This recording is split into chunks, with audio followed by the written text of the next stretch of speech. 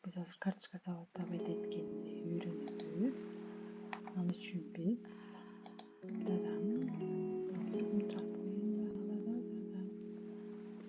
так, бул жерге киребиз дагы. Товары дегенди басабыз. Товары. Кирдим. Мен бул жерден добавить товар. Один товар. Бул жерден артикулдук биз алышыбыз керек. Первый товар с Вальверс. Если такой, как у вас, или похожий на него, товар уже продается на Вальверс, то вы можете найти его и использовать информацию об этом товаре. При этом создаться новая карточка. Көрдүңүздөрбү? Бул жер эң оңой жолу, бул недавно эле чыкты. Так, азыр эми биз мындай кылабыз. Яндекске киребиз. Яндекске кирип, Вальверс интернет-магазин деп жазабыз. Покупательский сайтка киребиз. Так, азыр мынакей галочканы сүрөтүп жатыр. Бул жака киребиз дагы. Эми мен бул жерден носки авокадо, носки зубные, платье женское дедим, говорим. Ой, нет. Давайте лучше. Так. Мен джинс киргизейин деп атам, ошон үчүн джинсага карточка товар создавать этип кое берейин бир жолу силерге. Джинсы женские деп туруп киребиз дагы. Өзү мына черный шымдар базовый да круглый өтүп кетет. Көрдүңүздөр, заказы 991 миң штук эди бир айда. Выручкасы 4 миллион экен. Так, эми киребиз дагы. Мен бул жерден азыр артикулун алышым керек. Артикулун алдым. Эми кайрадан муну өчүрөмүн. Кирип, мына жерге коюп, правый мышканы басып туруп, левый мышканы ставить кылып коюп алабыз. Анан оранжевый стрелканы басып келебиз. Категория джинсы. Высота упаковка. Ушул жерден обязательно өзүңөрдүн товарыңарды упаковкасын өлчөп туруп жазасыңар. Азыр мен бул жерден примерно жазуудам. Силерге көргөзүш үчүн мен 30 кылсам, 30 кылбайсыңар. Өлчөйсүңөр, обязательно сантиметр аласыңар поставка кылганда. Личные подробности. Название, ответы на вопросы. Что изображено на карточке товара. Избегайте лишних подробностей. Рекомендация к применению. Кыскасы бул жерде лишний сөз колдонбошуңар керек да. Окуйсуңар ушуну. Силерге эскертүү берди. Пол. Укажите пол и характеристики и удалите их название дейт. Бренд. Бул брендти өчүрөсүңөр. Силер өзүңөрдүн брендиңерди жазасыңар. Например, мен азыр жөн эле ПП деп койдум. Эми. Так, бренд. ПП деп койдум брендти. Эми. Вид застежки. Бул жерден вид застежки деген жерге обязательно кнопкасы. Кнопка, эгерде без ничего болсо, без застежки деп жазасыңар. Декоративный элемент, без декоративный элемент деп туруп. Эгерде бул джинсыда жанагындай блеск кандай болсо, мен ушуну жазат элем. Азыр менде жок, черный джинсы, ошондо мен жазбайм. Модель джинсы для беременных деп турат. Бул как ключевое слово катары ушу для беременных, больших размеров дегендерди көп колдонушат. Ошондон бул жерге для беременных деп жазып коюптур. На самом деле бул не для беременных. Модель джинсы для беременных деп коюптур. Ну, беременный тоже можно, просто ичи чоңойгондо, конечно, кие албайт. Ну, просто ключевое слово катары колдонгон. Назначение, большие размеры, для высок, для невысок. Ушул жерлерде ключевой сөздөргө кирет. Бул жерге мисалы джинсы большие размеры деп жазса да болот. Для высоких, для невысоких. Оставим так. Например, особенности модели. Джинсы женские высокой посадки. Эгерде силердики свободный край болсо, особенности бул моделдин өзгөчөлүгүн жазасыңар да, свободный край деп жазасыңар. Мисалы 100% опыт или 100% натуральная кожа. Кыскасы бул жерге моделдин өзгөчөлүгүн жазасыңар, товарыңардын өзгөчөлүгүн. Мына жерге показать все дер. Пол женский болсо женский, мужской болсо мужской, детский болсо детский. Рисунок однотонный джинсы. Эгерде ушул жерде рисунок болсо, кандай рисунок болсо, ошол рисунокду жазасыңар. эгерде рисунктун аталышын билбесеңер или андай рисунок жок болсо, мындай эле чызык же оймо бир нерселер болсо, аны бул жерге с рисунком деп жазып койсоңор дагы болот. Тип карман. Кармандын түрлөрү болот. Карманыңыздын кандай болсо, мисалы без карман же болбосо жана кармандардын аталышын жазасыңар да, кыскасы унутуп калдым ушу аталыштарын. Эгерде мага ошол унутуп калсаңар, Яндекске киресиңер дагы, тип карманов деп жазсаңар, кармандардын аттары чыгат, ошол жерге жазасыңар өзүңөрдүн карманыңарды. Карман жок болсо без кармана. Тип посадка, высокая, средняя, низкий. Бул жерге ошо тип посадканы жазасыңар. Тип ростовка для высоких и невысоких. Бой узунга дагы, кыскаларга дагы болот экен. Бул жерге ошону да жазасыңар. Эгерде силердин товарыңар мисалда шым болсо, шымыңар өтө узун шым болсо, только для высоких деп жазасыңар да, эми карайсыңар ростовкасы кандай. Утеплитель, без утеплитель. Бул жерге эгерде с начесом болсо, сөзсүз с начесом, без начес болсо, без начес, кыскасы муну жазасыңар товарыңарга карап. Уход за вещами. Обязательно ошол жерге товарыңардын уход, кандай уход керек, ошону жазышыңар керек. Эгерде товарыңар качествосы начар болсо, ручная стирка, бережная стирка, ушуну кыскасы ошол жерге жазасыңар. Сөзсүз ушуну жазышыңар керек. Муну жазбасаңар, каалаган температурада жууп туруп, анан товар өңгө өчүп кетти, жаман экен деп отзыв жазып коет. Дата окончания действия сертификата. Башта сертификат сурабайт болчу, азыр сурап калды. Силер сертификатты жасаткандан кийин бул жерге жазасыңар. Азыр примерно 1 жылдык кылып жазып кое бересиңер. Мына 26 12 2023 деп койдум. 2023 1 жылга 26/12/2023 дедим. Дата регистрация сертификата. Качан алдыңар? Ошону жазасыңар. Мисалы, бүгүн алдык деп коелу. 26/12/2023. Дата окончания, дата регистрация сертификата. Мына. Дата окончания болсо, биз айтабыз дагы мынтип туруп 23/12/2023. Дата регистрация дегенде мен бул жерде туура эмес жазып коюптум. Так, дата регистрация дегенде мен 26/12/2022. Бул жерге 26/12/2023 дедим. Мынакей, 1 жылга деп коелу. Коллекция. Ой. Так. Бул жер комплектация. Эгерде футболка шорты болсо, бул жерге шорты 1 штук деп жазат болсоңуз. Бул жерде бизге шым эле үчүн биздики мынерге джинсы или так турамыз. Например, шорты 1 штук. Или носки 3 штук носки болсо, носки 3 деп туруп пара деп жазып койсоңор. Носки 3 пара. Бул азыр биризге шым болуп атат, мен просто пример көргөздөм силерге. Любимые герои. Одежда для женщин. Бул жерге джинсы деп жазсаңар болот. Джинсы для беременных или джинсы больших размеров или джинсы мом деп ушундай сөздөрдү жазсаңар болот. Номер декларации соответствия дейт. Бул жерге ошо силер номер сертификаттарга алгандан кийин номери бар декларация деген ошолор жазылат.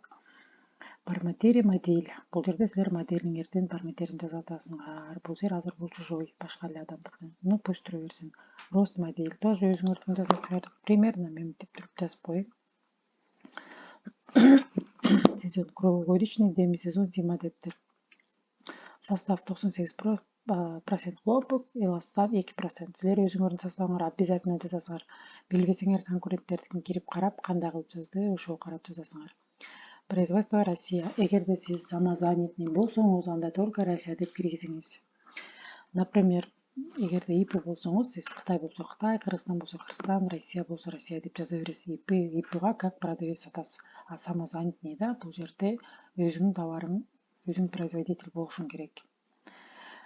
Описание. Не можете найти стильник, томник, дежогер, мом деген сөздүк көп колдонушат джинсага.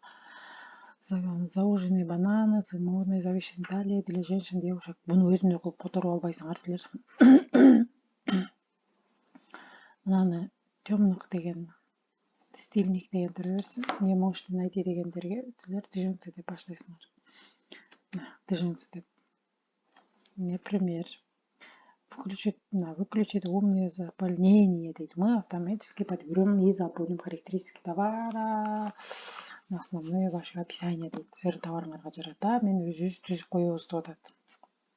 Так, новый цвет. Егер де бұл джинсының дағы бір цветі болған болса, қошосыңар, плюсті басып, добавить цвет қылып. Бұл біреудің суреттері. Мұны өшіресіңер, сілер өзіңіздің кіргізесіңер. Например, плюсті бастым.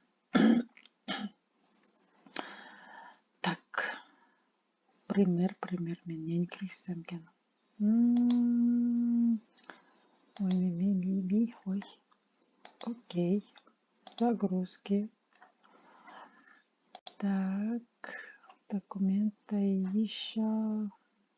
Мен компьютер тазалаған болчумун, баары өчүп кеттир. Например, варышкин киргизем. Муну аябай жакшы саткан былтыр сезонда.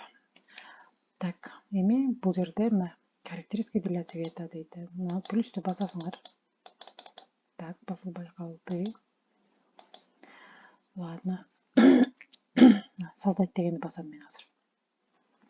Текшерип аласыңар. Мына жерде размерлер өзүңөрдүн жазасыңар. Өзүңөр размериңерди. Например, бул платье деп коелу.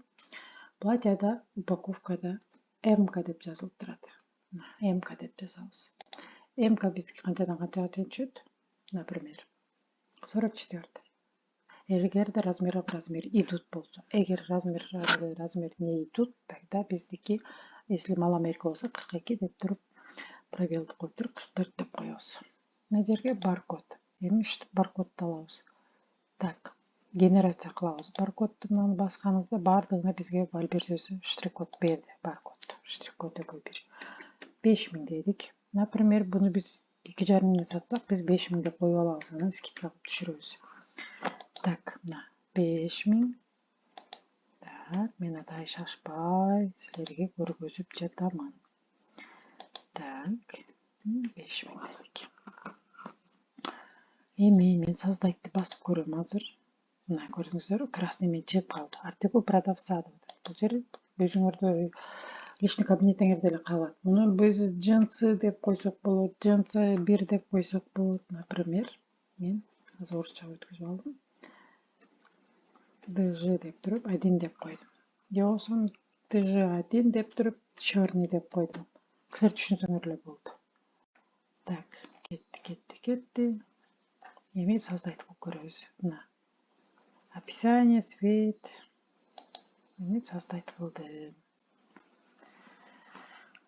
Так, бизге автоматически бул жерден черновикке түшүп калды. Биз бир нерсени туура эмес кылдык. Мына илеп белгисине киребиз деген. Мына кара. Бирде пол имеет слишком много значений дейт. Разрешение не более 1 деп атат. Көрдүңүздөр, бул жер кошулуп калыптыр. Поле декоративный элемент имеет слишком много значений. Разрешение не более 1 дейт. Допустим, указано не более 1 значения характеристика пол 1. Ал биз киребиз дагы ушуларды справить кылып туруп эми оңдоп чыгабыз. Так, джинсы пол бойдон турат. Мына жерге киребиз дагы. Так, эми тип жылдырып алабыз. Мына карагыла. Бул жерден дагы көп нерсени оңдосок болот. Мына жерден фотону киргизебиз. Вот здесь мы фото добавляем. Биринчи создавать этип алып, кийин фото киргизсеңер дагы болот. Описаниени обязательно өзүңөрдүн жазасыңар. Бирөөлөрдүн урдасаңар болбойт. Муну өзүңөр өзгөртөсүңөр, башка бирөөдөн кичине алып, өзүңөр дагы ойлоп таап товарыңар жөнүндө, кыскасы башкачараак кылып оңдоп коюшуңар керек. Так, кеттик. Эми мына серия болуп турган жер биздики эмес, мынанда ак турган жер бизге берилген. Биз жазышыбыз керек, ошону толтурушубуз керек. Монеты без застежки. Кеттик. Дальше. Так. кеттик. Ой, номер декларация бизде жазылбады, номер сертификат бизде жазылбады. Буну азыр сертификат жасатпасаңар сайтка чыкпай турган кылып коюптур. Сөзсүз жасатыш керек. Москвадагыларга мен телеграм каналдан ссылкаларды берем. Бишкектегилер, Оштогулар болсо только буну онлайн тоже жасатып алсаңар болот, ошол каналдардан оплата кылып. Эгерде Бишкекте базарда иштеген болсоңуздар, анда ушуну каргодо иштегендер жасайт. Ошол жактан жасатып алсаңар болот. Ну, там только первый слой, второй слой будет. Бир сертификат кымбат болот. Ошон үчүн мен телеграм каналдан ссылка жөнөтөм. 10 кыз, 5-6 кыз болуп чогултуп алып, 5000, 2000, 3000ден ар кандай болот сертификаттардын баасы. Чогултуп алып алсаңар болот. Так, бул жерден размер, рост модел, сезон, производство Россия, тип карман, высокая, так, кеттик. Биз каерде оңдо дегенли. Кайрачыламдагы уход за вещами, утеплитель, кеттик эми бул жака Твент. Так, бизде оңдо деген жер чыккан жок. Одежда. Добавим. Эми мынаны басабыз. Кеттик. В одну карточку болот. В одну карточку. Так. Плюстү бастык. Вид со стежкой деген жерде. Ой. Декоративный. Не жерден оңдойбуз эми. Там бул жерден бизге бербейт почему-то. Плюс. Дальше кеттик. Выгрузить Excel не надо. Так, сохранить кылып көрөйүн. Вальберсте сөз өзгөрүп турат негизи. Эми үйрөнгөнүңөрдө дагы башкача болуп кетиши мүмкүн. Анан мен башкача үйрөндүм эле, башкача болуп калды деңиздер. Мен азыр көптөн бери создавать эте элек болчумун. Азыр урок, видео урок жасаганча кирдим. Уже өзгөрүп кетиптир. Кайра кирем. Справить дегенди дагы басам, мына илеп берген басам. Пол дегенде оңдош поле, декоративный элемент имеет слишком много значения. Декоративный элементке келем дагы мен эми оңдойм ошону. Мына справитти басам. Эми декоративный элемент деген жерди мен табышым керек. Көп сөз жазылып калган деп атат. Кеттик, шашпай барабыз. Карточка создавать эткенде эч кандай шашпаңыздар. Өзүңөрдү колобу, менеджерсиңерби, фулфилментсиңерби, кыскасы силер шашпай кылышыңар керек. Өзүңөрдүкүн жасагандай. Бул мындайча айтканда биздин базарда точка канчалык тазалап, приятный кылып отурсаң, товардың канчалык жакшынакай кылып тизсең, соодаң ошончолук болот дегендей эле бул жер дагы силердин местоңар получается. Ар бир карточка товарга силер бирдей место алып атасыңар да бул базардан. Так, декоративный элемент. Кеттик. Мен атай шашкан жокмун, чтобы силерге түшүнүктүү болсун деп. Так.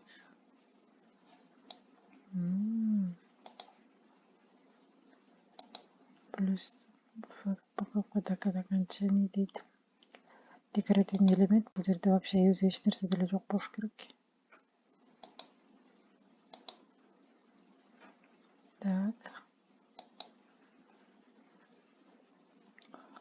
Декоративный элемент плюс. Декоративный элемент. Та-дам. Так, где вот тут? Эми создавать этип көрөйүн.